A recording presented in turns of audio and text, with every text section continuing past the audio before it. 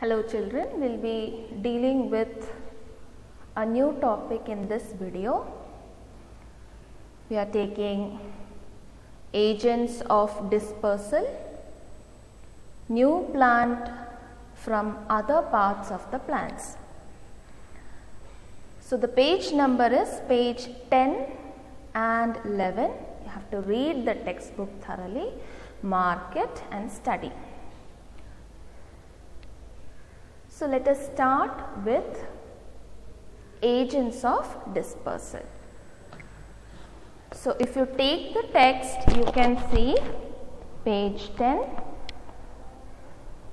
dispersal of seeds, agents of dispersal. So we will be looking into this picture. Now, if the agent is wind, the seed should be light, easy to be carried and should have something which helps it to be carried away. Like for example, if you take cotton seed, you can see lots of hair around the seed so that it is easily carried away by the wind. If you take madar seed, again you can see there is a tuft of hair on the top. If you take Hittite seed, what can you see? You can see there are wings present which helps it to float and fly with the wind. So this way these seeds are carried away from the mother plant and is dispersed to another place. Now suppose the agent is water. So if the agent is water, the seed should be light and should have the ability to float. So there are certain features that helps the seed to float. Now if you take the lotus seed,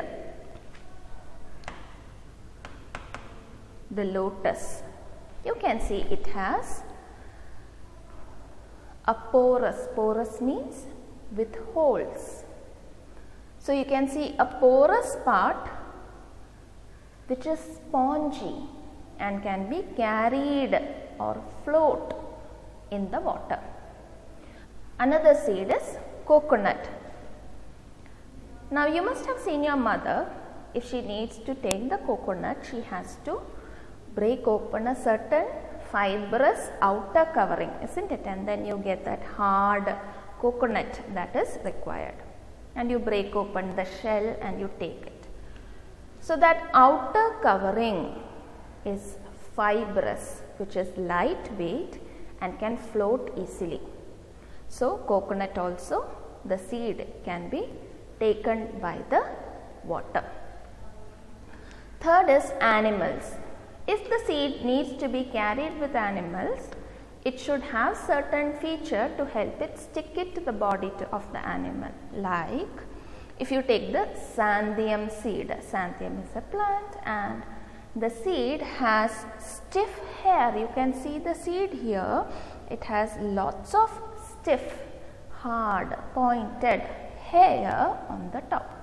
So what happens when the animal goes by, this stiff hair attaches to the body and is carried away. Similarly, certain seeds like the tiger nail seed,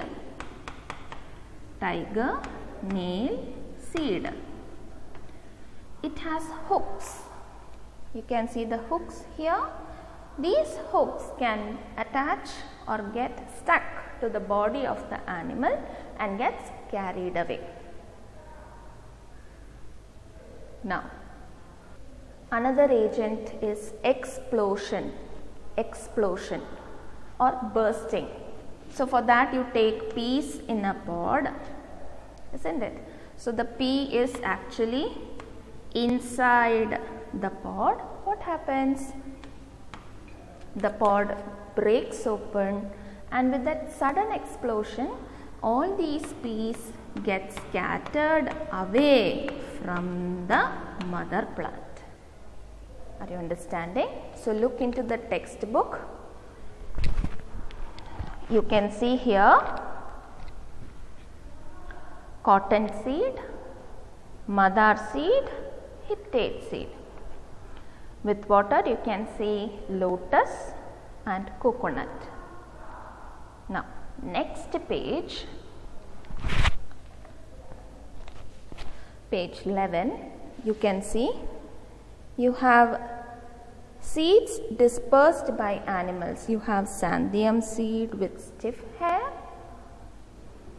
tiger nail seed with hooks, and you have spear grass with spine. Similarly, short, sharp, pointed seeds. Seeds dispersed by explosion. You have peas in a pod. You can see the pod has burst open. The pea is all scattered away from the mother plant. So that is also an agent of dispersal.